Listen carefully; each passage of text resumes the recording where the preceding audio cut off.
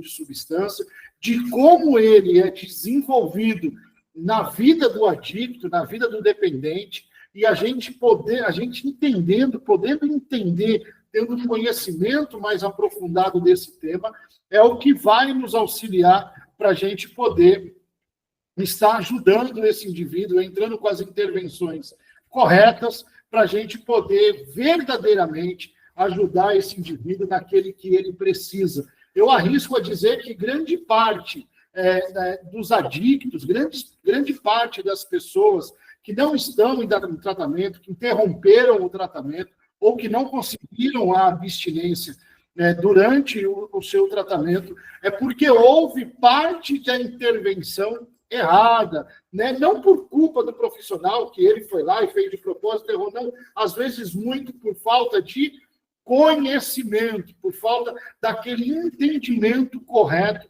do que é verdadeiramente a dependência química e como ela atua. Ao longo do curso, o pessoal que está no curso, ao longo do curso, a gente falou um pouquinho do modelo biopsicossocial. Ontem nós falamos dos aspectos biológicos, hoje nós vamos falar um pouquinho dos aspectos psicológicos, dando uma ênfase muito grande naquilo que nós chamamos da cognição do indivíduo. Nós vamos falar bastante desses aspectos cognitivos, as alterações que acontecem na cognição do indivíduo, porque grande parte do comportamento desse indivíduo, ontem nós já vimos que está ligado à parte biológica, a questão da abstinência, a questão da fissura, a questão da tolerância que foi desenvolvida nesse indivíduo, e agora nós vamos entrar na outra parte, aonde que esse aspecto biológico se relaciona com esse aspecto psicológico e quais são as problemáticas que esse indivíduo agora vai adquirir, que vai culminar na mudança comportamental de uso e abuso de substância. Então, para a gente poder entender, para a gente poder começar a desvendar esse mistério, a gente precisa entender que esses aspectos psicológicos, quando nós falamos dos aspectos psicológicos do indivíduo, a gente está falando de uma questão de subjetividade que ele tem, ou seja, é a maneira como cada indivíduo ele sente, ele pensa, ele se relaciona, ele interpreta, ele entende o mundo, né? Cada indivíduo ele tem essa proporção única de entender, de se relacionar, de pensar, de interpretar tudo o que acontece à sua volta. E é essa a engrenagem toda, esse sistema, a gente chama de subjetividade, aquilo que acontece internamente dentro do indivíduo.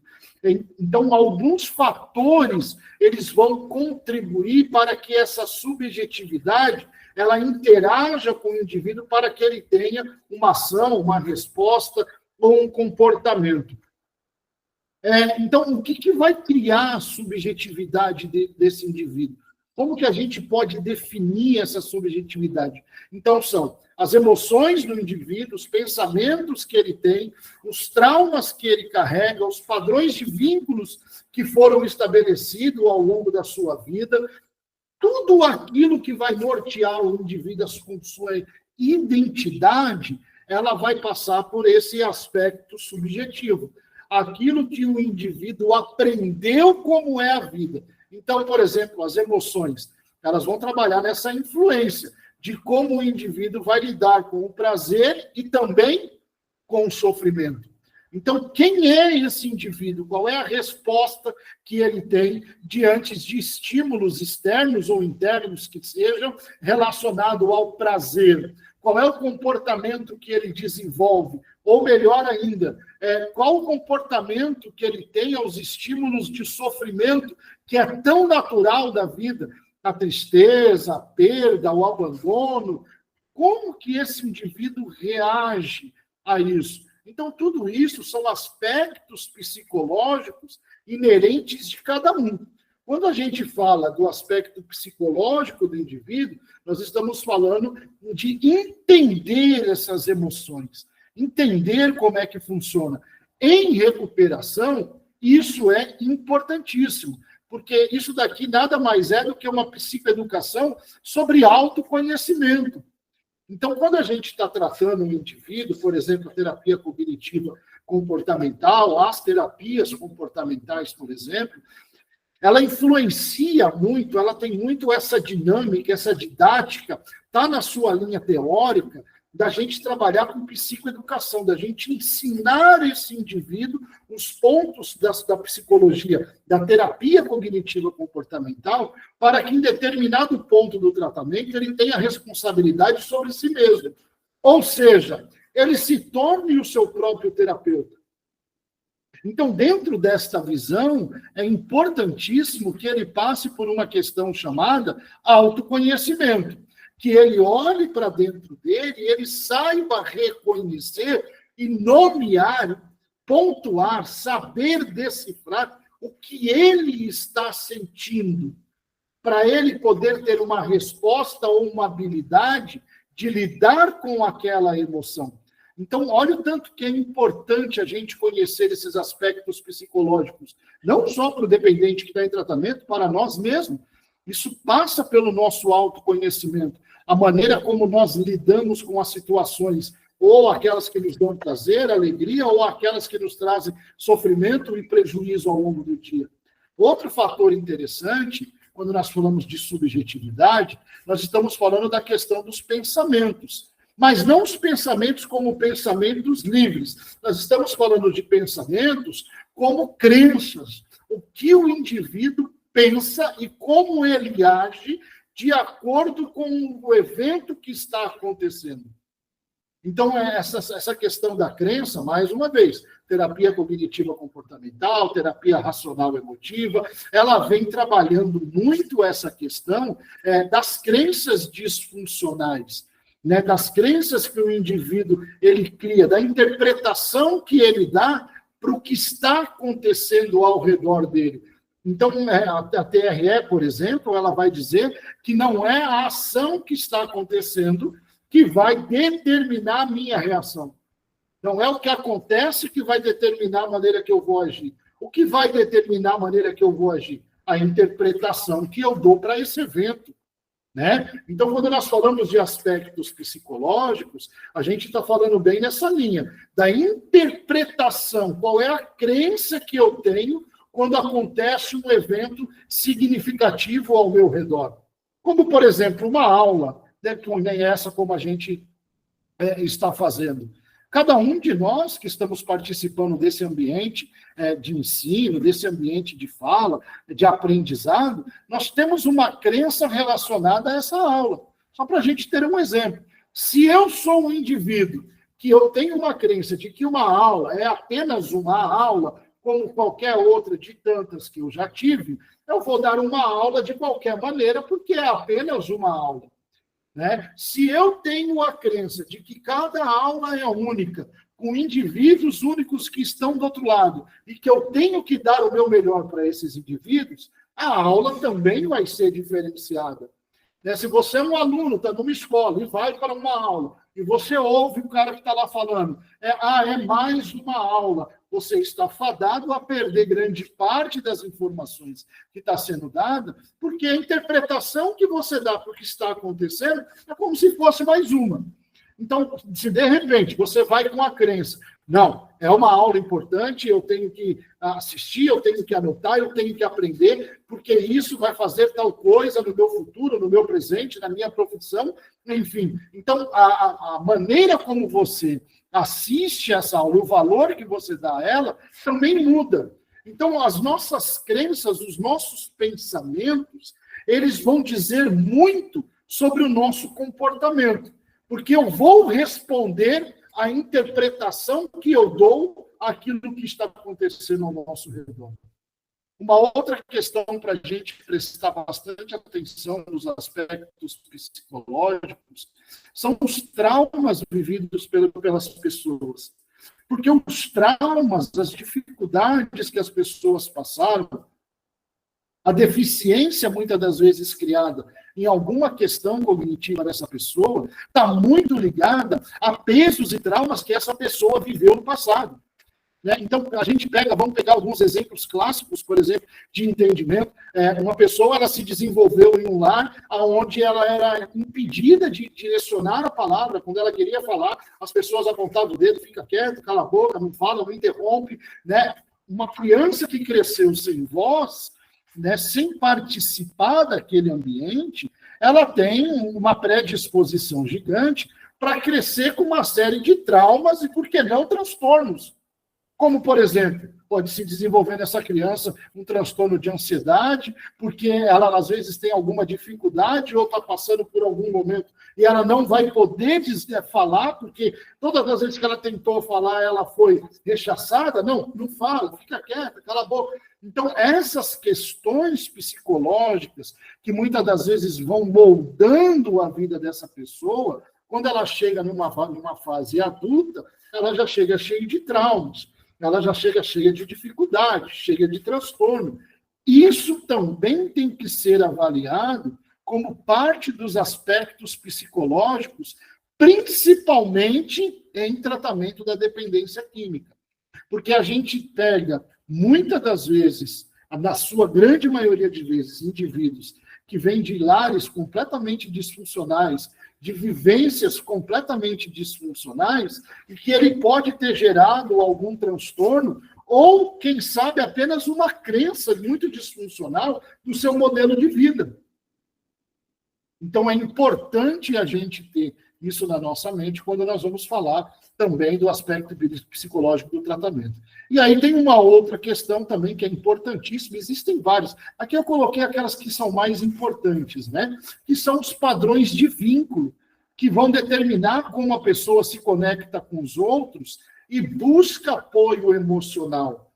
Né? Se nós talvez fôssemos fazer uma pesquisa hoje entre a população usuária de substância que vivem em situação de risco, como a população de rua, como pessoas que se colocam em situações de risco para poder perpetuar o seu uso em prédios abandonados, né, em pessoas que fazem furtos e delitos com a intenção de obter dinheiro ou meio para o seu uso, ou seja, se coloca em questão de risco e vulnerabilidade também. A gente vai perguntar para essas pessoas pesquisar, grande parte delas não buscam ajuda, apesar de saber que precisam, porque elas têm algum trauma, vergonha, medo, né, de tudo aquilo que já fizeram, né, elas mesmas se culpam, e isso acaba sendo um impedimento delas buscarem a ajuda.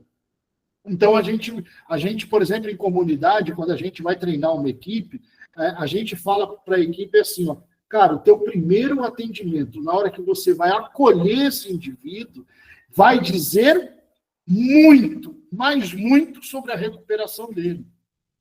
Sabe por quê? Porque, às vezes, esse indivíduo já vem de uma questão social, onde ele é discriminado, onde ele é separado da sociedade, aonde as falas, a gente sabe que a sociedade não conhece a dependência química, e as falas em sociedade para o dependente químico são falas muito pesadas. Então, pega e fala, é vagabundo, é sem vergonha, isso é um nóia, é muito pejorativo. Né? Então, assim, quando o indivíduo ele resolve, ou por uma situação ou por outra, pedir ajuda, que ele chega num CAPS, que ele chega numa comunidade, esse primeiro atendimento vai dizer muito sobre a recuperação.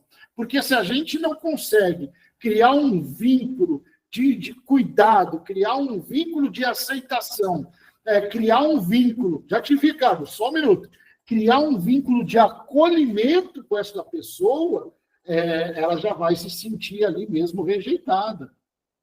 Né? Depois, para a gente criar esse vínculo, é mais difícil.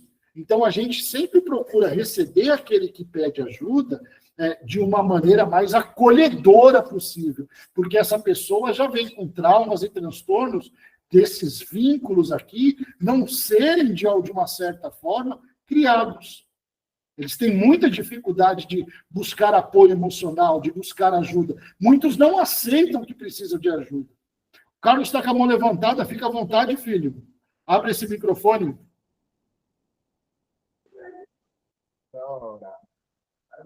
Pronto, pastor, ô, professor Augusto, Estou te ouvindo, filho.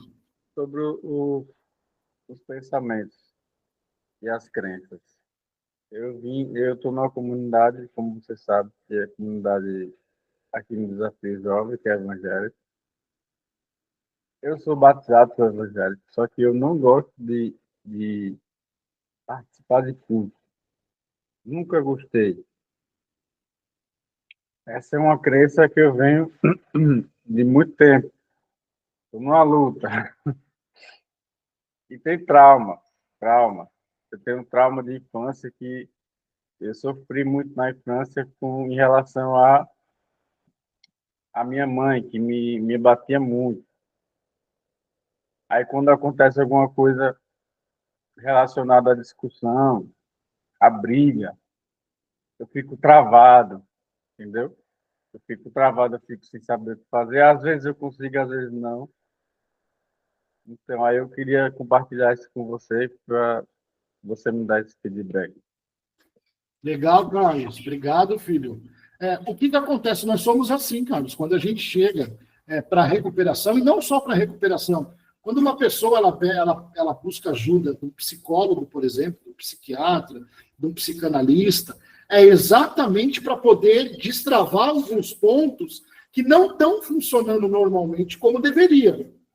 Ou por situação A, ou por situação B, alguma coisa em determinado ponto na vida da pessoa não funciona. Você relatou duas coisas interessantes, né? Você relatou, por exemplo, que você tem uma dificuldade no ambiente que você está. Você está numa comunidade evangélica, você é até batizado na religião, né? Não sei se você se define evangélico ou não, se você é, de fato, se define, enfim. Porém, você tem uma dificuldade de participar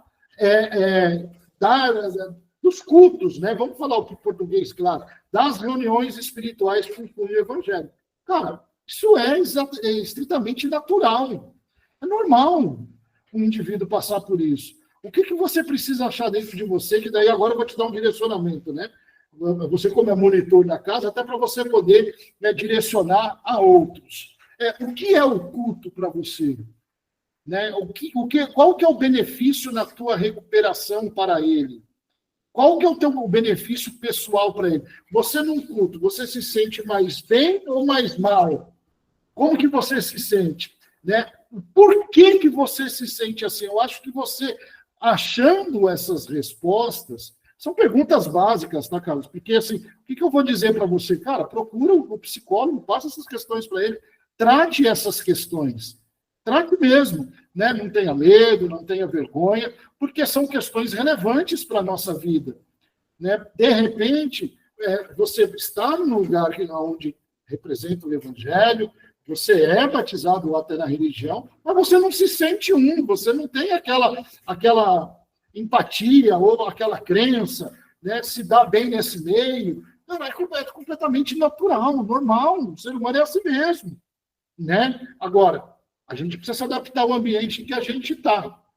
Né? Eu estou num ambiente que é evangélico, eu escolhi estar aqui, eu resolvi fazer meu tratamento neste lugar, então agora eu vou trabalhar a minha adaptação enquanto eu tiver. A hora que eu não tiver mais, se eu não quiser ir para o culto, é outro departamento. Mas eu estou no ambiente, então vamos lá, vamos trabalhar a resiliência, vamos trabalhar a adaptação, eu vou me adaptar àquilo que eu estou passando. A segunda questão, que é a questão de você ver essa questão de alguma situação que te trava, cara, é isso daí mesmo, você identificou uma crença. Você identificou uma crença que você tem, que essa crença te paralisa. É exatamente isso. Então, o que vai ter que se fazer agora? Recomendável, né? Da pessoa ir entrar em tratamento psicológico, passar isso para o teu psicólogo de confiança, aquele que você tem em tratamento, e ele vai fazer um treino de habilidades com você, né, achar algumas coisas disfuncional, pensamentos automáticos, enfim, toda essa logística da terapia cognitiva, para poder destravar isso em você, para que você tenha ação diante do problema. Né? Porque esse é o grande desafio das terapias. Que aquilo que nos trava, quando aconteça, a gente tem uma ação saudável diante da situação. Então, eu vou sugerir, cara, procure psicólogo, passe isso, mas você pegou bem o conceito, viu, Carlos? Isso é interessante. Parabéns, viu, filho? Não sei se eu consegui te dar o norte, consegui te... Consegui, não? Cara, Conseguiu, sim, conseguiu. tá bom, filho. Conseguiu. Me ajudou Obrigado, bastante. viu? Conversa. Tá bom, a gente conversa. Doutor Eugênio, fica à vontade, doutor. Oi, Augusto, mais uma vez boa noite Boa aos noite. colegas e amigos. Augusto, eu estava pensando aqui na palestra da Neuzinha semana passada. Sim. Quando você fala em aspectos psicológicos, nós temos os padrões de vínculo. Esses padrões de vínculo, eu penso não só ligar ao dependente, né, ao usuário que chega na clínica ou na instituição que vai cuidar dele, e a receptividade ser de forma que possa acolhê-lo bem e ele responder bem ao tratamento. Mas penso também naquilo que a Neuzinha falou. Quando eu levei determinado parente, que ela falou, eu levei um susto, uma revolta gigantesca, quando o diretor da clínica falou assim, ó, em 100, um se salva. E eu fiquei revoltado ela falando com essa situação. Aí eu te pergunto, esse vínculo também emocional, tá? Esse padrão de vínculo emocional está ligado também ao codependente, aos familiares diretos, principalmente pai, mãe e irmãos. Como isso pode influenciar o não exato ou melhor tratamento ao usuário de substância, sabendo que tem na família essa dificuldade emocional desse vínculo com o determinado parente que está sendo usuário e internado. Isso não pode ser um dificultador tanto para um lado como para o outro, para se efetivar um tratamento? Perfeito, doutor Eugênio, perfeita colocação. O que acontece? Quando a gente fala desse padrão de vínculo, está muito ligado, por exemplo, na codependência. A codependência, ela mostra muito esse padrão de vínculo quando ele é disfuncional. Então, aquilo que foi falado na semana passada com a Neuzinha, né? Ela trouxe algumas questões muito interessantes, que a gente já tinha até estudado, mas assim ficou claro que ela trouxe a vivência do lado da mãe, do lado do familiar codependente, ficou muito mais claro. Quando ela tem falas, por exemplo, fala assim, ó, eu não deixava meu filho assumir a responsabilidade pelos erros dele. Né? Então, o que é isso? Isso é um padrão de vínculo autoprotetor que isenta, por exemplo, da dependência química, o dependente químico das suas responsabilidades e, principalmente, das consequências das suas ações. E aí, o que isso vai gerar no dependente? Uma perpetuação de uso. Se o indivíduo ele faz dívida, a família paga. Ele faz besteira, a família assume a bronca. Ele não tem nenhuma responsabilidade a cumprir e ele não tem nenhum preço a pagar, nenhuma consequência a ser paga dentro daquilo que ele faz, eu estou ajudando a ele a perpetuar o uso. Entende? Então, esses padrões de vínculos, quando eles são disfuncionais, ele vai dificultar o que a gente vai chamar de adesão, adesão ao tratamento. Vou contar uma história aqui para você, você pasma, tá? Pasma. O que é um padrão de vínculo disfuncional dentro de crença disfuncional. Pasma com isso, pasma. O indivíduo chegou para recuperar de uma família bem abastada, bem financeiramente, uma família rica mesmo, né? E aí a família dele cercava esse indivíduo de bens durante a recuperação. A família dele não levava uma barra de chocolate, ela levava uma caixa de chocolate para esse indivíduo poder ali passar a semana, passar o mês, dividir com o pessoal, enfim. Ela não levava uma bolacha, uma sacola de bolacha, ela levava uma caixa de bolacha para esse indivíduo, né, porque ele pode sentir fome de madrugada e tal. Então, até aí está tranquilo. Né? E aí, um certo dia, a família fez questão de me chamar, o indivíduo estava muito feliz, eufórico, a hora que eu cheguei, e a família pegou e falou assim, olha, ele falou para mim que estava com muita vontade de ir embora, que não queria ficar, mas eu estou aqui insistindo com ele para ele terminar o tratamento. Aí o pai do rapaz tomou a frente na fala, pegou e falou assim, eu falei para ele, se ele ficar pelo menos 6 meses, eu dou uma moto para ele. Se ele ficar pelo menos 6 meses, eu dou uma moto para ele. Aí eu parei na hora, olhei para a família, aí eu fui obrigado a ter a fala na frente do rapaz e na frente da família. Aí eu peguei e falei assim, tá, mas vocês não estão preocupados se ele vai se recuperar ou não? Vocês estão preocupados em ele ficar aqui 6 meses, é isso? E aí vocês estão vinculando isso a um prêmio, que é uma moto. Então, quer dizer, se ele não se recuperar e ele passar 6 meses dentro da casa, vocês vão dar a moto para ele poder sair e usar a substância. Então, tá tranquilo. A família não gostou muito, ficaram ali e realmente aconteceu. O indivíduo saiu com a moto, né, da casa, voltou lá algumas vezes com a moto, e até o dia que ele voltou sob efeito de substância. E passou alguns meses, ele voltou para se internar com a família de novo. E agora, pasme no que eu vou falar, não é brincadeira, foi um fato que aconteceu. Depois que o indivíduo se internou, no mesmo dia que ele se internou, a gente conversando no escritório, fazendo documentação, preenchendo ficha, ele olhou para mim, eu pensei que era brincadeira, mas no fundo era sério. Ele olhou para a minha cara, pegou e falou assim, ó, na minha última recuperação, eu ganhei uma moto. Será que nessa recuperação eu consigo ganhar um carro? Então, assim, pode falar, doutor Chico. Na verdade, a família faz uma troca, né? É. Ele premia o filho porque conseguiu ficar 6 meses. Ela não se preocupou, de fato, de ser ali tratado, igual você falou. Por isso é que a Nilzinha falou, o que ela fez? Para quem não estava presente, até é bom, ela foi se preparar, foi fazer curso, foi estudar para saber como lidar e se comportar com o parente dela, que no caso é o filho. E aí, ela se preparou e conseguiu ter uma conduta diferenciada, onde daí acelerou a recuperação do rapaz. E é isso que os pais não entendem, é isso que eles precisam perceber, ser conscientizados que é necessário fazer curso, é necessário se preparar para saber como lidar. E não moeda de troca. Você imagina, como você falou, é de pasmar, de chegar, será que agora ficando mais 6 meses eu vou ganhar um carro? E daqui a pouco ia ganhar um barco, alguma coisa assim, para navegar, passear, porque tudo é para prêmio. Eu vou ficar 6 meses, mas vou ganhar isso como prêmio. Realmente muito difícil de você conseguir lidar com um paciente desse tipo e você querer que ele se recupere, porque ele está fazendo uma troca, né? Eu fico 6 meses, não importa se eu vou ficar tratado. Tá aí, ele retornou, né? Recidivou o problema e teve que retornar. Problemático demais. Muito problemático, doutor Eugênio. Então, a gente vê que esses padrões de vínculo, ele vai dizer muito sobre a recuperação do indivíduo. A família, ela tem que o quê? Castigar o cara? Não, ela não tem que castigar, mas ela tem que ser assertiva com o indivíduo. Exato.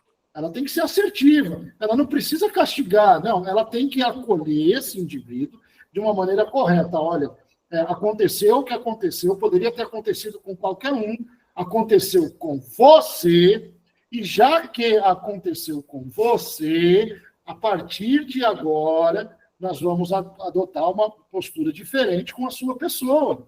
Você vai precisar ter mais responsabilidade, você vai ter que ter responsabilidade sobre as suas ações. Você precisa sair dessa condição que você se colocou, agora transformado, porque do jeito que estava, cara, não dá. Então, assim, faz 20 anos que eu trabalho com comunidade, olha o que é esse padrão de vínculo.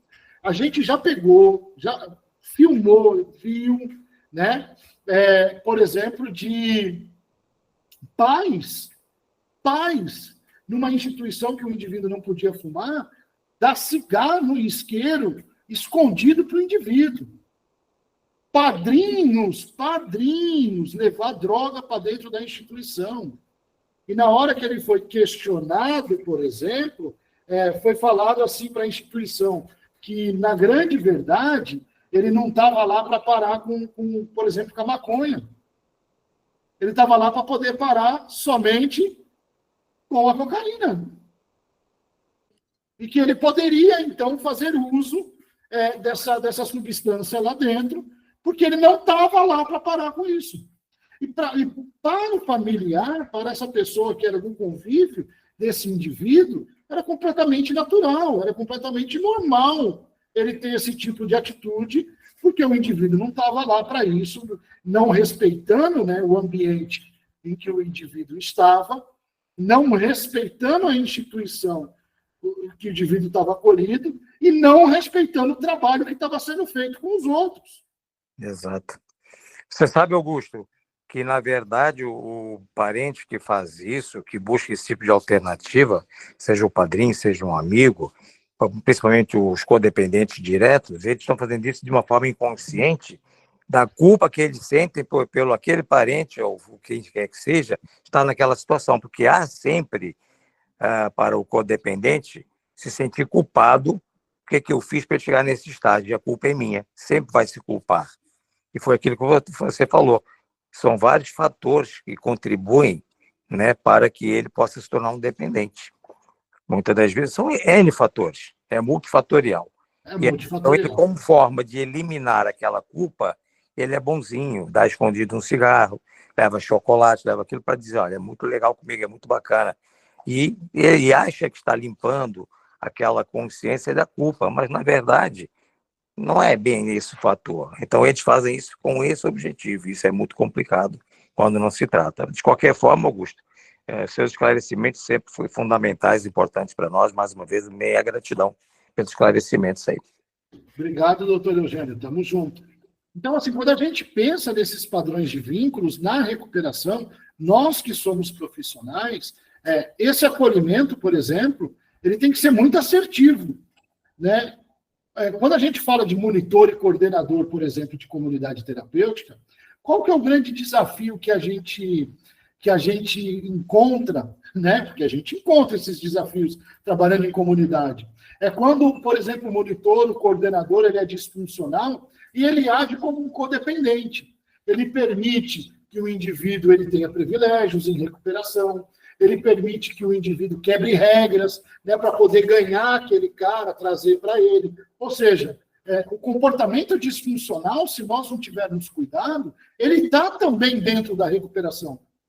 Né?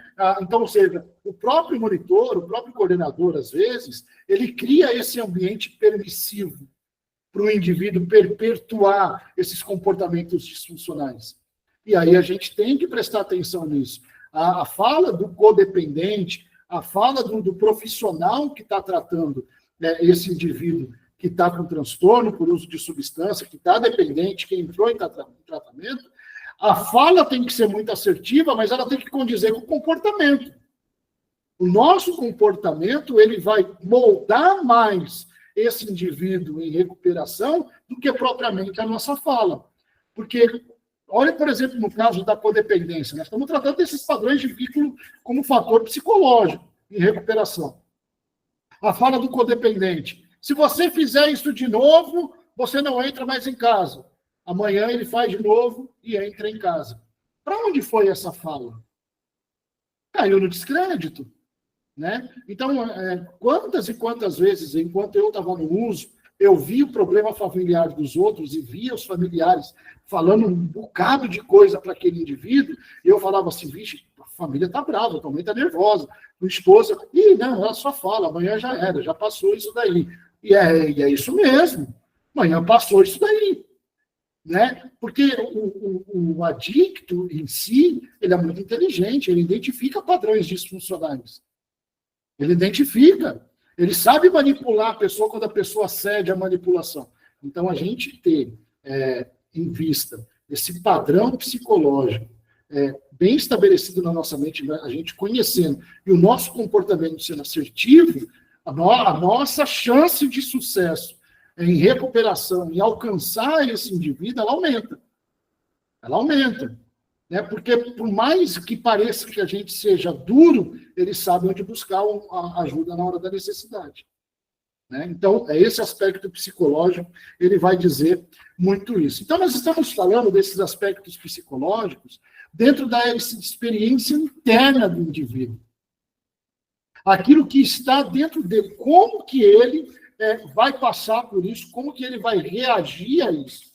Então, esses elementos todos que a gente falou, ele vai formar essa base a identidade que ele tem.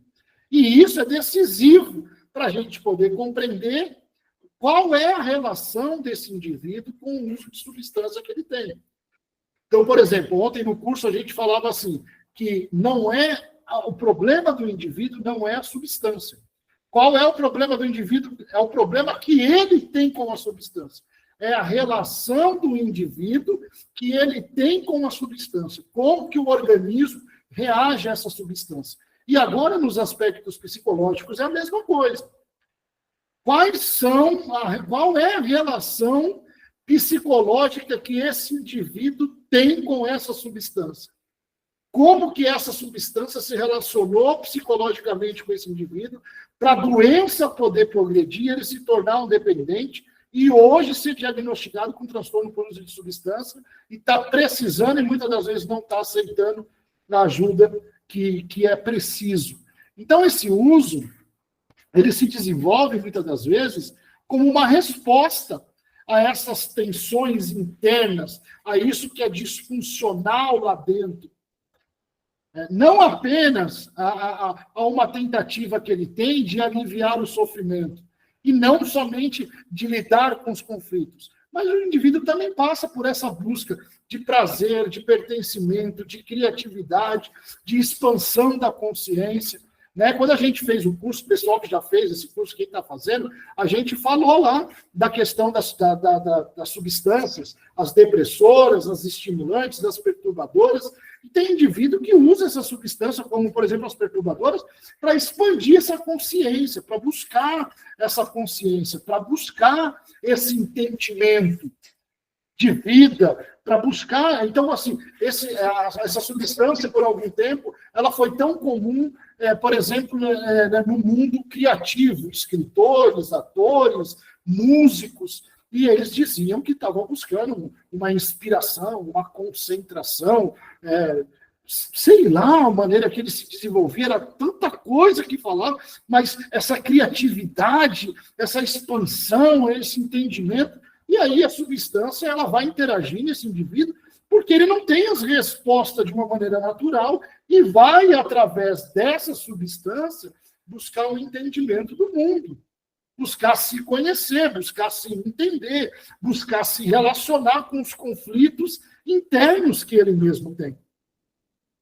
Ele vai buscar, muitas das vezes, através de uma comorbidade, através de um trauma, aliviar a sensação que ele sente. Se nós pararmos para pensar, por exemplo, no uso de substância, nessa questão da subjetividade, de como ela vai interagir no indivíduo, de como ela vai trabalhar nesse indivíduo, a gente vai chegar, por exemplo, numa compreensão muito clara de que a substância ela pode ser usada por curiosidade, ela pode ser usada por uma pressão de grupo, ela pode ser usada por resposta ao ambiente que o indivíduo vive. Então, todo mundo usa, eu vou usar para ver como que é e tal. Mas a grande verdade é que o indivíduo ele vai se tornar dependente por essa subjetividade que a substância vai trazer nele. Porque muitas das vezes ele pode achar um alívio de sofrimento na substância que ele nunca teve.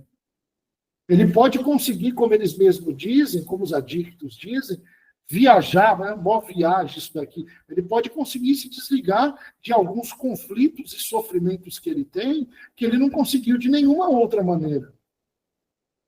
E aí isso vai servir de impulso, isso vai servir de reforço para que ele volte a ter esse comportamento de uso. E quanto mais reforçado esse comportamento mais a doença vai avançando e maior é a chance dele se tornar um dependente. Então, os efeitos que é causado, não só químico na parte biológica, mas também psicológico na vida do indivíduo, eles vão se entrelaçar, eles vão se completar para esse indivíduo se tornar um dependente, para a doença progredir, para ele poder perpetuar o uso. E aí, dentro dessa questão de significados psicológicos e comportamental, a gente vai entender isso de duas formas. Ou uma questão de fuga, ou uma questão de realização.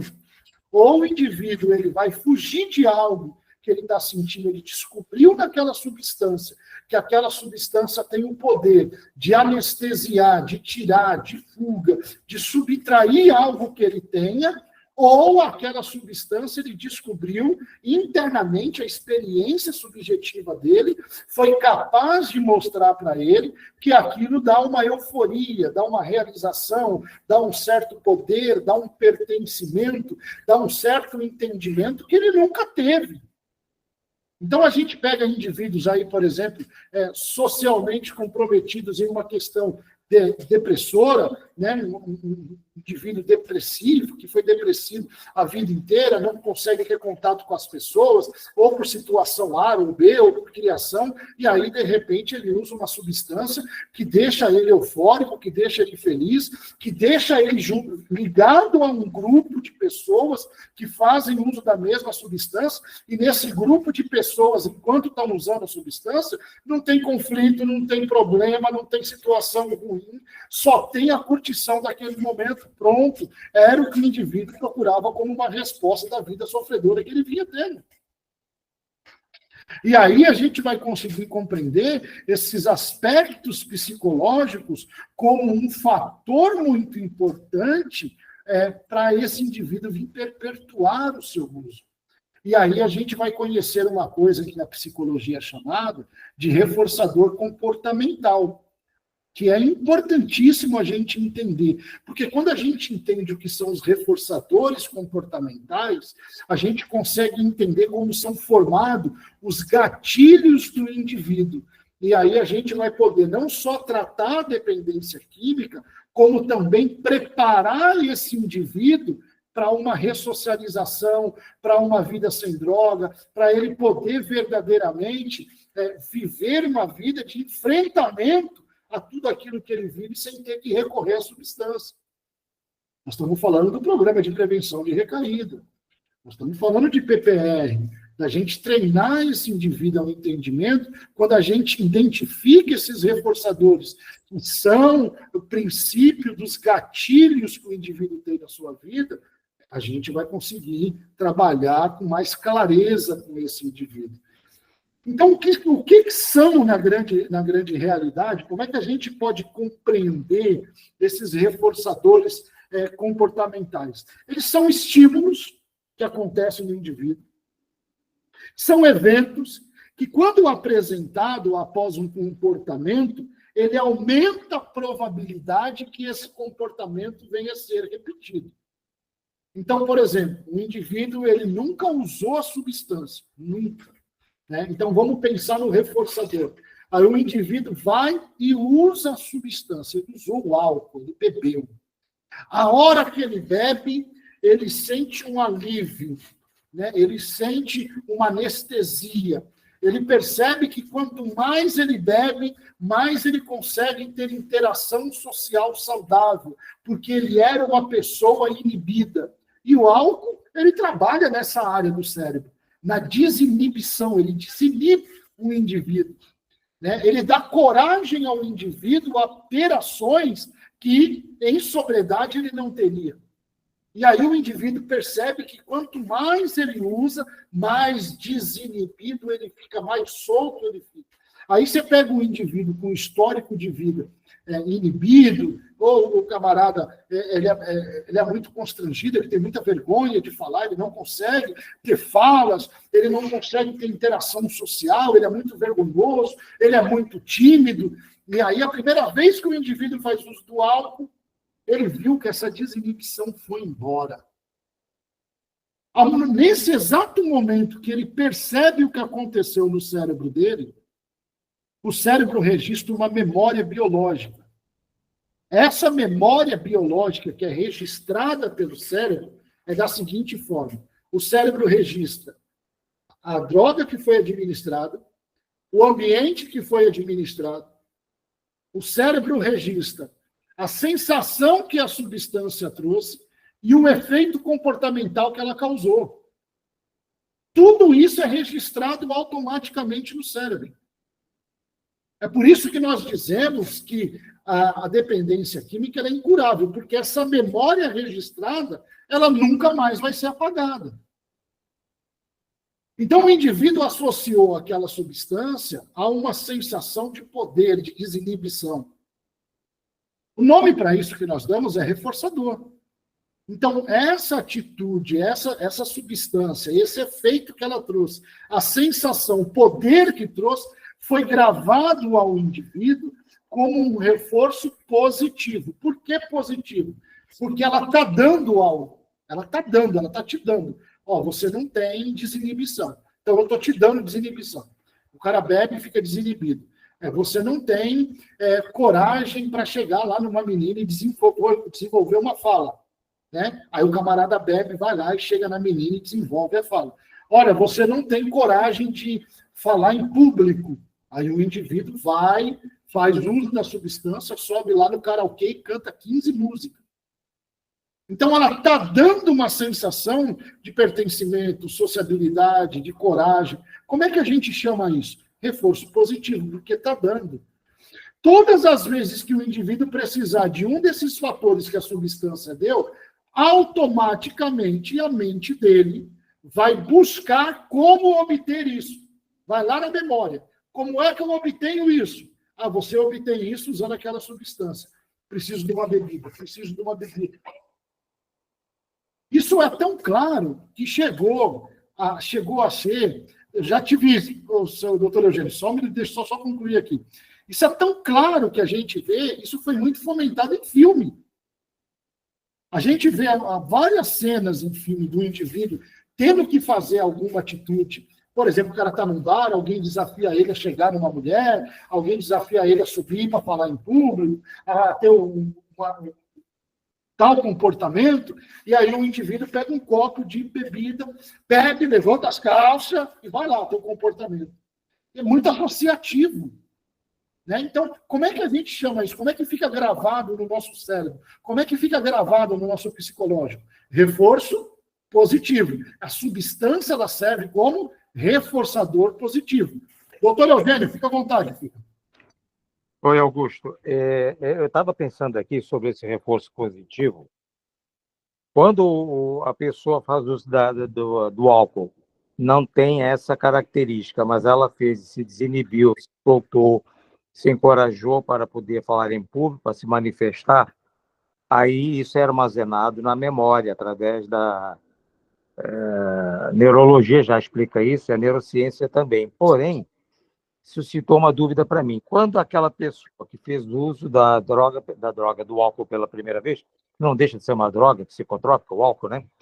Essa pessoa simplesmente deu sono, dormiu, não se manifestou, e não alterou a sua característica comportamental. E aí, como é que fica? O efeito não foi um reforçador, então, que, na verdade, levou essa pessoa, quando ela precisava de euforia, de se manifestar mais alegre, mais tranquila, menos desinibida, não foi feito o efeito necessário e ele não se viciou para buscar essa droga. Como seria nessa situação? Como se explicaria? Fantástico. A gente passou por essa aula exatamente ontem. Aí nós temos um fator biológico de interação com a substância. Quer dizer, além do fator psicológico que vai dar a sensação de pertencimento, tal, por que dá essa sensação de pertencimento psicológico? Por que dá essa coragem? Porque o organismo do indivíduo respondeu positivamente à substância. Quando não ocorre esse reforçador positivo, quando não ocorre essa interação positiva com a substância, o comportamento natural é que o indivíduo não volte ao uso. Ah, não gostei da sensação, não me deu nada. Ah, bebi, dormi, que graça tem? Né? Então, por isso que a dependência química ela é desenvolvida por multifatoriedade. Não é só um fator, são vários. Então, por exemplo, para que aconteça isso, é necessário que tenha um fator biológico positivo.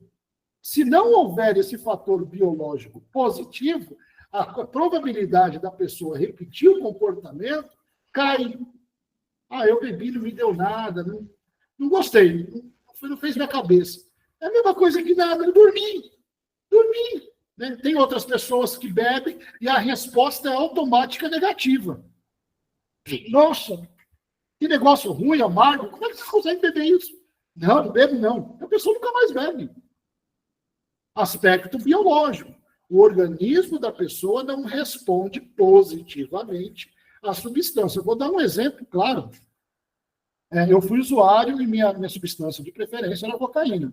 Em alguns momentos, lá, já no meu fundo de poço, né, que demorou alguns meses eu lá dentro dele cavando para ver até onde ia, em alguns momentos faltava a cocaína. E aí o comportamento mais natural é ir buscar em quem usa outro tipo de substância semelhante. E a única substância semelhante à cocaína disponível na madrugada para quem faz uso dela é o crack. E por algumas vezes eu tentei usar o crack. Só que o meu psicológico me impedia de ter sensação positiva. Porque eu tinha muito medo do que o crack podia fazer. Então pensa assim, o crack é uma substância estimulante da mesma maneira que a cocaína. A mesma. O efeito da cocaína e do crack são semelhantes. O que muda é o potencial de ação, que do crack é mais elevado, e a duração, que do crack é mais curta. Então, o crack, os sintomas são os mesmos, né? Ele leva você mais alto, muito rapidamente, porém o efeito dura menos. Mas os sintomas são os mesmos, os efeitos são o mesmo, né? Então, assim, para quem usa a cocaína, usar o crack vai ser... Só que o meu aspecto psicológico ainda era, naquela época, era muito formado. Eu sou de São Paulo, e na minha juventude, quando eu usava pesado, né, não tinha esse negócio de PCC, não tinha nada disso. Até falei o nome que não era para falar, depois eu edito. Não tinha esse nome de grupos e tal. Mas aí o que acontece? Existia muita discriminação entre os próprios usuários. Entre os próprios usuários, se dizia que o indivíduo que usava crack era um indivíduo desmoralizado. Então, até entre os próprios usuários, tinha nome que constrangia o usuário de crack. Era chamado de nóia, era chamado de pedreiro, o indivíduo não tinha consideração nenhuma, e tal. Então, o meu aspecto psicológico com relação ao crack era me afastar, não era uma coisa boa. Então, mesmo eu sentindo os efeitos biologicamente, o meu psicológico me impediu de progredir no crack. E eu agradeço muito a Deus por isso. Eu agradeço muito a Deus por isso, porque eu comecei e eu terminei toda a minha adicção no fundo de poço sem ir para o crack. E hoje eu entendo que foi muito por esse aspecto psicológico, não pelo biológico, porque se fosse pelo biológico eu tinha afundado. Então foi muito por esse aspecto biológico. Então, para a gente entender a dependência química, a gente tem que entender como que é a interação desse indivíduo com a substância. O problema é a substância? Não, não é. Eu usei o crack. Eu usei o crack fumado, eu usei o crack inalado, eu usei o crack de algumas maneiras que você pode imaginar. Só que não me fez a cabeça. Algo no meu psicológico me impedia de progredir o uso, de perpetuar o uso. Então, tinha um aspecto biológico satisfatório, só que tinha um aspecto psicológico inibitório. E, graças a Deus, ele foi mais forte, que me impediu de perpetuar o uso. Consegui, doutor Eugênio, lhe ajudar e responder aí? Claro, Augusto. Perfeito. Muito obrigado. Legal. Então, por exemplo, a gente, dentro desses reforçadores comportamentais, a gente tem dois tipos, aquele que dá e aquele que tira. Aquele que dá, positivo. Aquele que tira, negativo. E a gente precisa entender ele, porque eles são os formadores dos gatilhos, seja ele biológico, ambiental ou psicológico. Não importa se o gatilho está no ambiente, se o gatilho é acionado numa questão biológica ou numa questão psicológica, os reforçadores positivos e negativos é que vão influenciar nessa criação. Então, vamos entender um pouco o que é esse reforçador negativo. Imagina aí que um indivíduo está com algum problema, brigou em casa, discutiu com a mulher lá, está chateado. Nunca teve problema com bebida. Né? Nunca entendeu a bebida, bebia socialmente em festa, final de ano, mas ele nunca viu a bebida como um solucionador de problema. Nunca viu a bebida como um aliviador de tensão. E aí esse indivíduo tem uma briga lá na sua casa com a sua esposa, e dentro dessa briga na sua casa com a sua esposa, ele sai de lá irritado, depressivo, angustiado, a briga foi muito feia, ele liga para o amigo e vai lá para o barzinho. Chega lá no barzinho, cara... O amigo começa a conversar com ele, eles pedem uma bebida. E como ele está, né, muito acelerado, com a cabeça a milhão, cheio de problema, angustiado, nervoso, a hora que ele faz uso da substância, ele percebe que aqueles sintomas depressivos, né, nervosos, aqueles sintomas angustiantes começam a sumir. E aí, quanto mais ele bebe, mais o sintoma some. Lá vai a memória biológica de novo. Aí o nosso cérebro registra, a pessoa entende que aquela substância, quanto mais ela usa, mais aquela substância vai tirar a sensação do indivíduo. E aí a gente tem a formação do reforço negativo. Qual vai ser o gatilho desse indivíduo? Emoção difícil de lidar, substância para poder ajudar. Está criado o gatilho. O indivíduo ficou ansioso, está muito ansioso, está em crise, está em desespero, não sabe o que vai acontecer, vai ter um corte lá na empresa, lá, prometeram mandar 10 embora, e ele está com medo de ser mandado embora, fica muito ansioso. O que ele vai fazer? O que o organismo do indivíduo vai pedir para aliviar aquela ansiedade? Qual que é a memória que ele tem de alívio de ansiedade?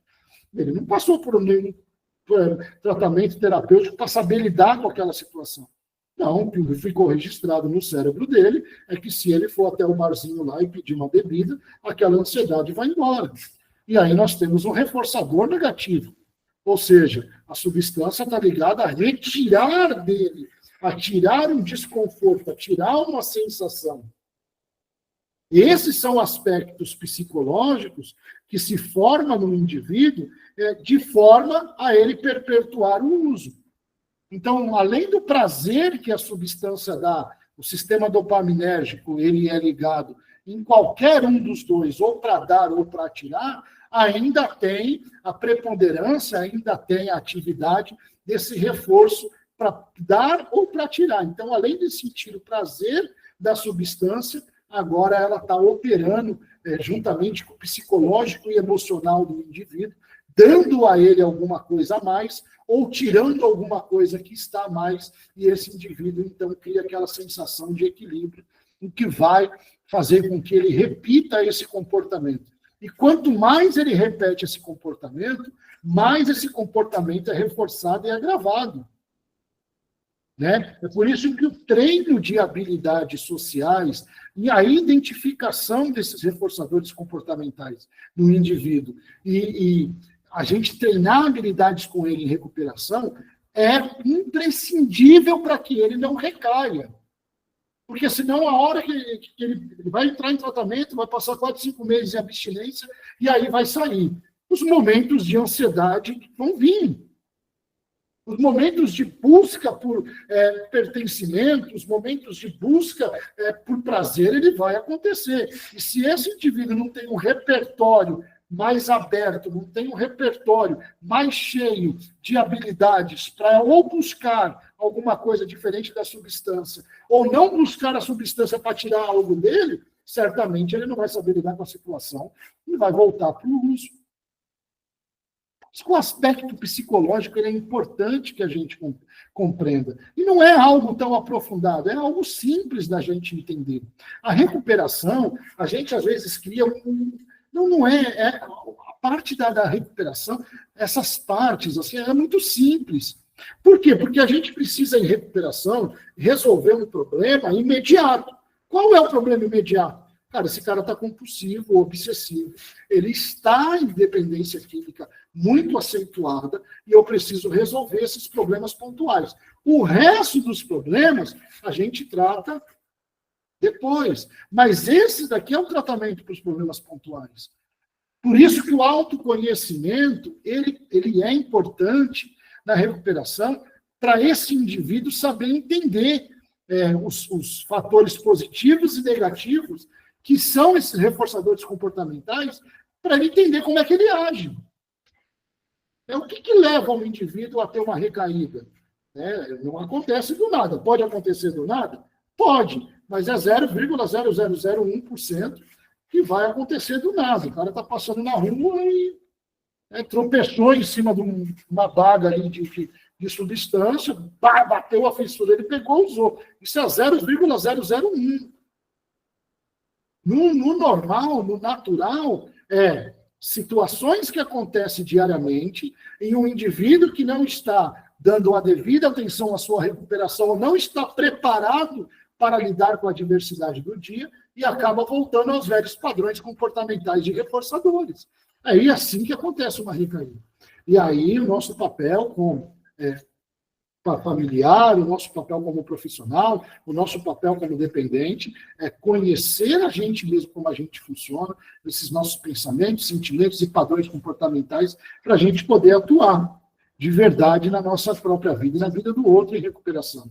Esses reforçadores, eles vão interagir com essas sensações, com essa subjetividade, e eles vão criar um ciclo de repetição, que eles vão automaticamente evoluir para um padrão de dependência. O comportamento do uso agora, e agora isso é muito importante, nós falamos um pouco sobre isso ontem, nós vamos reforçar agora, hoje, isso, porque o que acontece? Todo comportamento de uso, todo ele, ele vai começar por um prazer, por tirar um desconforto, que é natural, mas o indivíduo ele vai acabar fazendo para ter sensações e para tirar o mínimo de sensação. Só que todo comportamento adicto, todo comportamento dependente, ele não está mais na busca do prazer imediato. Ele está na busca de alívio de sensação, por causa dos aspectos biológicos. Então, eles podem começar de uma forma diferente, mas todos eles terminam iguais. Todos eles terminam de um ponto em diante, todos eles são iguais. Em que pontos que eles são iguais? No ponto de o indivíduo ter tolerância ao uso e ter que aumentar esse uso por causa do desconforto que o corpo está pedindo, por causa da abstinência que esse indivíduo cria. Então, as crises de abstinência que são sentidas no corpo, que são sentidas no emocional e também no psicológico, elas criam padrões muito altos de desconforto nesse indivíduo que leva a buscar a substância para aliviar esses sintomas. Então, quer dizer, ele pode começar de qualquer jeito, só que de determinado ponto para frente, aí o indivíduo já está buscando nada mais, nada menos do que se livrar das sensações que essa substância vai causar ao longo conforme a dependência, conforme a doença, ela vai crescendo, ela vai se desenvolvendo. Então, quando você pega um dependente para você poder tratar ele, você tem que olhar assim da maneira que começou, como se desenvolveu, para você entender o gatilho. Mas você já pode ter na cabeça que hoje você está pegando um indivíduo que está fazendo uso para poder tirar aquela sensação que ele está sentindo do desconforto da abstinência. De um padrão que foi criado de uso, de um padrão que foi criado de abuso de substância, de um padrão psicológico que foi criado pelas alterações neurobiológicas que foi criada nesse indivíduo. Então, você está pegando um indivíduo padronizado. E esse socorro imediato que é importante a gente compreender, a gente saber trabalhar com ele. Né? Então, toda uma estrutura biológica, psicológica, ela se funde. Em determinado ponto para frente, ela se funde. E aí, quando ela se funde, o indivíduo ele vai passar a usar por abstinência. Aí não tem trauma, aí não tem, não, é abstinência. Quando a dependência química ela se desenvolve, é porque se desenvolveu a tolerância, porque se desenvolveu a abstinência, e agora esse indivíduo ele está com seu sistema não só biológico, mas também psicológico, comprometido e, o que é pior, voltado ao uso de substância. Então, o comportamento de uso, ele passa a não ser mais mantido pelos seus efeitos imediatos, de prazer, vai tirar o negócio. Não é mais por causa disso, mas também por sua função psicológica e emocional, que agora está comprometida dentro de um padrão, né, de se livrar dos sintomas da crise de abstinência. Nesse cenário, essa experiência interna e os mecanismos de reforço, tanto positivo quanto negativo, elas vão se entrelaçar novamente. Então, os mecanismos de reforço, eles são ampliados, né? Porque agora tem um reforçador dessa dependência. Então, eu vou usar para me livrar. Me livrei da sensação de abstinência. estava irritado, usei, não estou mais. Então, agora, esse reforçador vem também dessas crises de abstinência.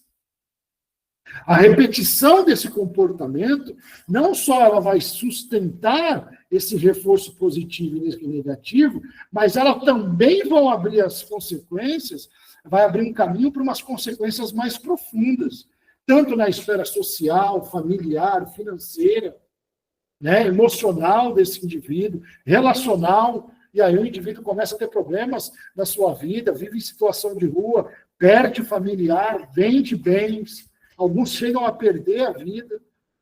E entre esses problemas que acontecem, falando ainda dos aspectos psicológicos, o indivíduo passa por um déficit ou um estreitamento que nós chamamos de estreitamento cognitivo. E esse daí é um dos objetivos de nós trabalharmos. É por isso que eu acho um trabalho da comunidade terapêutica fantástico em recuperação. Por quê? Porque a comunidade terapêutica, ela tem, né, no seu viés de trabalho, na sua organização estrutural do dia a dia, um padrão de repetição.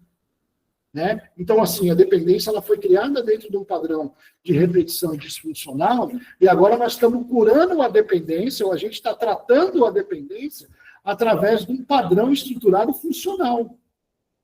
Então, como que acontece os déficits cognitivos, por exemplo, o estreitamento cognitivo, para a gente entender essa dinâmica com a comunidade terapêutica? O uso ele vai afetar áreas do nosso cérebro, como o lóbulo frontal, essa parte aqui da frente, onde fica grande parte do nosso cognitivo, que é responsável por áreas vitais do nosso funcionamento como indivíduo, como pessoa. Então, por exemplo, ela vai trabalhar no nosso cognitivo a atenção, a memória, as funções executivas, como planejar, como organizar, como inibir, o raciocínio lógico, a tomada de decisão, a linguagem, a percepção, o automonitoramento que eu tenho dos meus comportamentos. O que é isso? Tudo isso são processos cognitivos. E aí, o que a substância faz? Como a substância, o indivíduo está preso num padrão disfuncional de reforçador comportamental, sente o desconforto, usa o desconforto passa, aí passa o efeito, sente o desconforto, usa o desconforto passa, ele está preso nisso, ele não está acessando mais a questão dos fatores cognitivos da vida dele. Ele não tem mais o acesso a isso. Ele perde o acesso de uma vivência natural, por exemplo, de solução de problema. Não tem solução de problema. O indivíduo não consegue raciocinar para solucionar problemas simples da vida. Como que ele vai solucionar uma confusão, uma crise, uma briga, se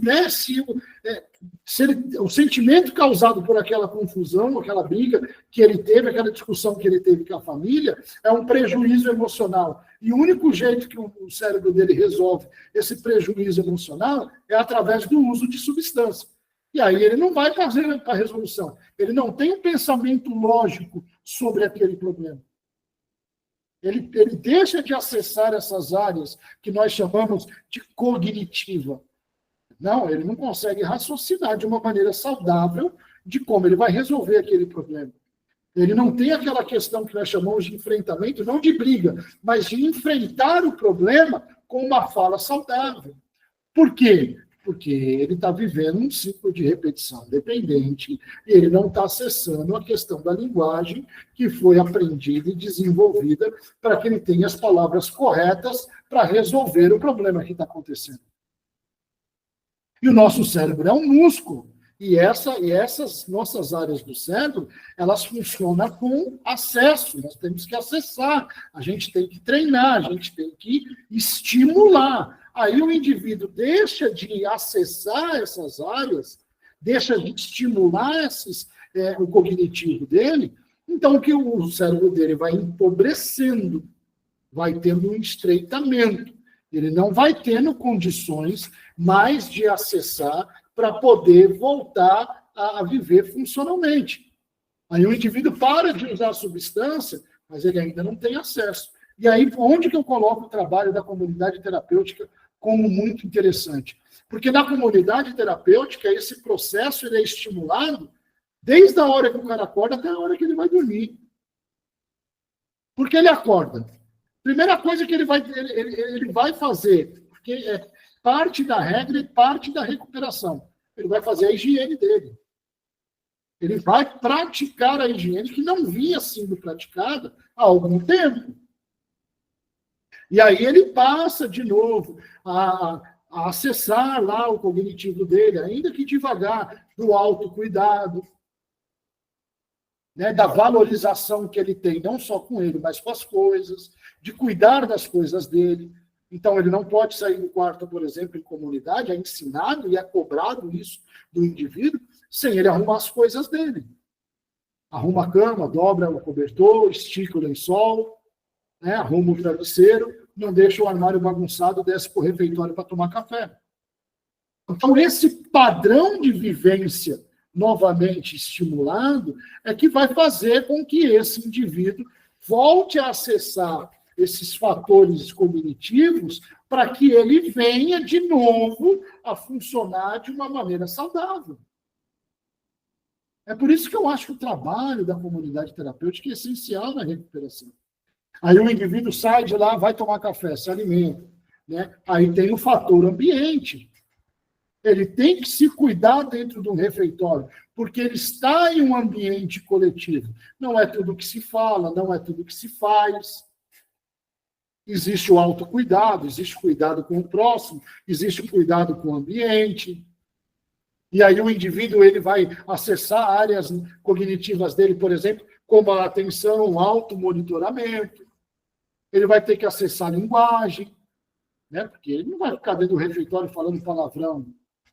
Ele não vai ficar tendo comportamentos que não são cabíveis a um estabelecimento de onde se come, onde se tem gente comendo. Ele vai ter que ficar se monitorando, ele vai ter que abandonar as situações que ele fazia. Então, isso vai levando de novo o indivíduo a acessar partes do cognitivo dele, aonde estava travada. E aí ele vai para o dia a dia, ele vai para uma partilha pela manhã, ele vai para uma espiritualidade, ele vai para uma psicoeducação, ele vai aprender sobre dependência química. Né? Ele tem que estar com a atenção dele voltada no que está sendo falado, ele está sendo ensinado. Ou seja, ele está recebendo informação, isso é cognição.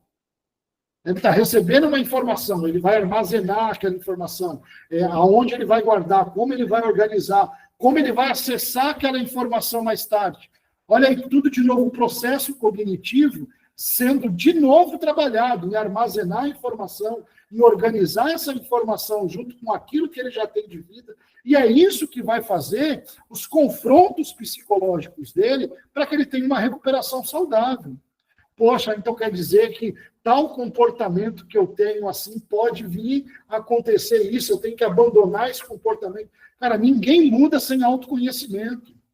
Ninguém muda sem conhecer a doença. Ninguém muda sem conhecer o mal que aquele comportamento faz para ele. Ele precisa conhecer, confrontar, para ele poder criar mecanismos de mudança. Isso que eu acho que o trabalho de comunidade ele é muito bom. Talvez um indivíduo que faz uma recuperação na rua, em casa, trabalhando, lutando contra os seus fatores, tenha mais dificuldade. Por quê? Porque ele está preso na rotina que ele tinha. Ele ainda está preso na rotina. Tem pessoas que ela não consegue, infelizmente ela não consegue, ela passa o mês inteiro bem, ela não recai, ela trabalha, ela vai, ela se esforça. A hora que ela pega o salário, o cara acabou. Ela pega o dinheiro na mão, ela não volta para casa. Então, são ambientes, são situações que vão causando malefícios para a pessoa. Eu, de verdade, eu falo assim, cara, se todo mundo tivesse a oportunidade, porque são realidades, são histórias diferentes, né? Nem todo mundo vai ter condições, por exemplo, de abrir mão mesmo de uma vida disfuncional para estar numa comunidade. Né? Tem gente que tem uma mãe em casa, doente, só tem ele, a gente entende, mas se as pessoas tivessem condição de passar 3 meses, 6 meses numa comunidade terapêutica funcional, para a pessoa mudar o comportamento dela, para voltar a acessar esse cognitivo, cara, seria fantástico.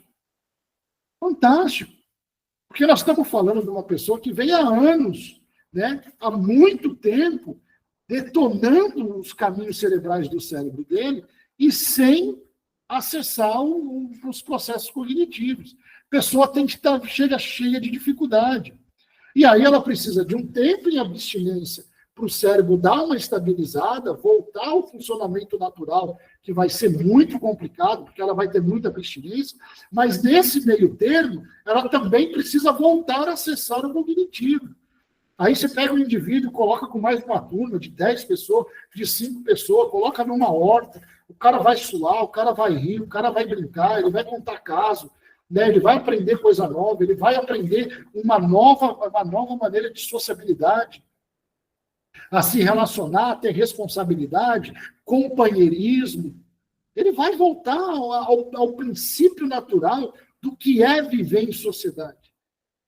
Então, os déficits cognitivos, nesse aspecto psicológico, ele passa muito por isso. O que é essa cognição? Como que a gente pode entender? A cognição, ela é exatamente esse conjunto de processo que é responsável pelo ser humano adquirir. Então, ele adquire a informação, seja ela qual for. Se eu apertar o botão do interruptor, acende a luz. Isso é uma informação. É uma informação que está gravada na minha mente. Então, o cognitivo ele é responsável por adquirir, por organizar essa informação com a minha experiência que eu já tenho de vida, então eu vou ter que organizar isso tudo aqui dentro. Eu vou armazenar ela ou não, é aí onde mora o ponto, né, daquela questão que a gente falou no começo, né, de como o indivíduo interpreta essa informação. Então, eu vou armazenar ela, ou não, ou eu vou armazenar por um curto prazo de tempo e vou me desfazer dela. Como eu vou interpretar essa informação e, o que é mais importante, mais tarde, como é que eu vou utilizar essa informação.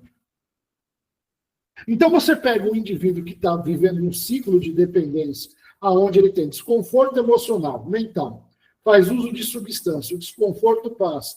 Aí ele sabe que vai ter um desconforto de novo, ele corre atrás de situação para gerar renda, dinheiro ou a substância. E aí vem o desconforto, ele usa. Aonde que ele está acessando os processos cognitivos dele? Ele está mentindo, ele está manipulando, ele está roubando. O pensamento dele é fixo em uma única coisa: roubar. Roubar, fazer, mentir, adquirir a substância, enganar, pedir para os outros, mas ele não tem mais aquela capacidade, quando é pedida no dia a dia, de lidar com as questões emocionais e sociais difíceis. Ele não consegue. A reação dele ou é muito impulsiva, e se é impulsiva é disfuncional, ou a reação dele é completamente danosa para ele mesmo, ou ele está preso no uso de substância. E em recuperação, compreender esses aspectos psicológicos é o que vai trazer de novo o indivíduo a uma recuperação saudável.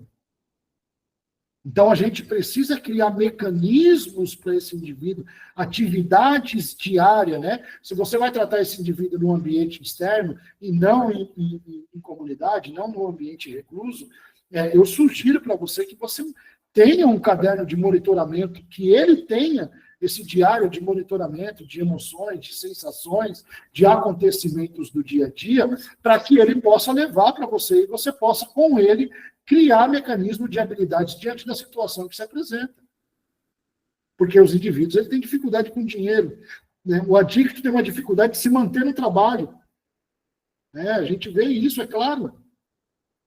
Por quê? Porque ele não tem habilidade para lidar com o chefe, que é bravo. Ele não tem habilidade de lidar com um colega de trabalho que monta lá, né, que não faz o serviço dele e acaba sobrando para mim fazer. E aí eu não tenho habilidade para lidar com o cara, eu quero sair de lá. Então a gente precisa treinar a habilidade desse indivíduo de ser assertivo, ter uma comunicação assertiva, ter uma resposta comportamental assertiva, porque senão ele nunca vai parar em lugar nenhum, nunca vai conseguir sair desse padrão. Então, tratar o indivíduo fora passa por essa questão. E aí a gente vai ter que treinar a honestidade desse indivíduo. para ele ter honestidade com ele mesmo o suficiente para que ele entenda que aquela terapia, o maior beneficiado é ele mesmo, não é nenhum outro. Que ele está fazendo pela vida dele, não é pela do outro. Que ele está se tornando um ser humano melhor e não é do outro. O que eu vou te falar parece uma visão simples, mas para um dependente químico é muito difícil. Porque tudo que a gente sugere para ele, ele pensa que está fazendo pelo outro. Ele pensa que o beneficiado é o outro. Ele pensa que quem tem que fazer é o outro. Nunca ele. Ele não é o beneficiado. E aí, em comunidade, a gente trabalha isso. A gente fala, cara, você está reclamando de lavar banheiro. Lavar banheiro é ruim? É. Quem é que toma banho nele? Quem é que toma banho no banheiro, cara? Ué, sou eu. Então, quem que é o beneficiado? Sou eu. Ah, mas eu não gosto de horta, eu não quero trabalhar na horta, porque, cara, quem é que come o que está na horta? Sou eu. Então, quem que é o beneficiado? Sou eu. Então, isso são crenças que o indivíduo tem, que ele passa, que é muito difícil. Então, para a gente encerrar essa questão dos aspectos psicológicos, a gente tem que entender 4 coisas. Vamos lá. Primeiro, experiência subjetiva. Cada um tem a sua. Cada um vai desenvolver a sua própria experiência com aquela substância e nós devemos entender como que essa experiência funciona. 2, os reforçadores comportamentais, tanto positivo quanto negativo. Identificar junto com o indivíduo quais são e aonde estão esses reforçadores comportamentais, que é em tudo que a gente faz na nossa vida, não é só de uso. Né? Aonde estão esses reforçadores? 3, as alterações vividas nos processos cognitivos desse indivíduo. Aonde que está a dificuldade que ele tem para a gente poder treinar essas habilidades com esse indivíduo. Então, vamos lá, a dificuldade dele está em adquirir informação. A gente fala com ele de manhã, chega à noite e já esqueci. Bom, vamos treinar, vamos fazer um treino, né, dar texto para o indivíduo ler, né, vamos brincar de jogo da memória. Vamos estimular essa parte que nós precisamos estimular. O problema dele é o quê? De organizar essa informação, é de acessar essa informação, é de interpretar o que acontece no dia a dia. Vamos ajudar esse indivíduo. E, por último, para a gente encerrar, o que isso tudo cria no indivíduo? Crenças. Né? Crenças da onde o indivíduo passa a viver por elas. Então, são 4 aspectos psicológicos que a gente tem que entender. Experiência subjetiva, reforçador positivo e negativo, as alterações no processo cognitivo e as crenças que esse indivíduo traz com ele lá fora. Vou te dar um exemplo de crenças. Crenças é o modo funcional, a interpretação, o pensamento que o indivíduo tem na sua vivência, no seu dia a dia. Por exemplo, o indivíduo tem uma vivência de que toda a experiência dele tem que ser numa resposta automática, tem que ser o reforçador dele, o prazer tem que ser imediato. Ele tem que ter o reforçador imediato, é prazer imediato. Então, ele tem muita dificuldade, por exemplo, em processar ações, muita dificuldade de ter projetos a médio e longo prazo. É muito difícil para ele. Você fala assim, você vai ficar 6 meses na comunidade. Nossa, 6 meses é muito tempo. Cara, fica o tempo que é para você ficar. Não, vamos trabalhar com o tempo, vamos trabalhar com hoje. A gente precisa treinar isso. Porque ele tem essa dificuldade. Com o tempo. Aí, em cima dessa dificuldade, que é uma crença que ele adquiriu, por quê? Por causa do sistema que ele vivia, tudo na vida dele é agora. Então, a gente já entende que ele tem um padrão de funcionamento, uma crença imediatista. Todo adicto é imediatista. Ele se tornou uma pessoa imediatista. Ele tem crenças imediatistas. A vida dele funciona no imediato. Ele não sabe esperar nada. Tudo dele é para ontem. E aí a gente precisa trabalhar esse imediatismo dele. Trabalhar a crença dessas pessoas. Então, os aspectos psicológicos, eles vão entrelaçar com os biológicos. E esses 2 entrelaçados, eles vão formar o comportamento do adicto, do dependente químico, que vai começar a comprometer os aspectos sociais da vida dele. Os aspectos sociais, eles vão ser reforçadores comportamentais que vão somar com os aspectos biológicos, que vai perpetuar o uso e vai fazer com que se desenvolva a doença. Então, é tudo muito ligado, é tudo muito junto, é tudo muito interligado. E aí cabe a nós compreender essa interligação e fazer as intervenções corretas nesses indivíduos. Gente, 21 horas, eu não gosto muito de passar do horário. Tudo tranquilo? Alguém tem alguma pergunta? Alguém ficou com alguma dúvida? Alguém tem algum questionamento? Alguém tem alguma reclamação? Alguém tem algum acréscimo? Vocês fiquem à vontade, por favor, a gente está aqui para isso. Tudo tranquilo? Doutora Rita, dona Paula, dona Silvia, obrigado pelo joinha, obrigado. Então, tá bom, gente. Olha, obrigado vocês, dona Jacina também, dona Silvia, obrigado. Vanete, muito legal vocês aqui, muito legal mesmo. Doutor Eugênio, obrigado, pessoal lá do Desafio Jovem, obrigado também. Alguém abriu o microfone aí. Boa noite. Pessoal da comunidade, deixa eu apresentar para vocês aqui. Esse pessoal é lá da comunidade Desafio Jovem, lá de Itabaiana, em Sergipe, está com a gente, o grupo de monitores. Que Deus abençoe vocês, um beijo no coração de vocês. Estamos juntos. Muito bom ter vocês aqui. Deus abençoe. Deus abençoe. Foi ótima aula. Amém. Muito bom, obrigado. Até amanhã. Gente, obrigado para vocês, Deus abençoe. O pessoal do curso, amanhã, 7h30 da noite, pessoal da roda de conversa, quarta-feira a gente está de novo. E no mais, que Deus abençoe e te dê uma boa noite. Obrigado, gente. Boa noite, professor. Mais uma vez, Boa noite. Boa noite. Mais uma aula maravilhosa. Boa noite. Obrigado.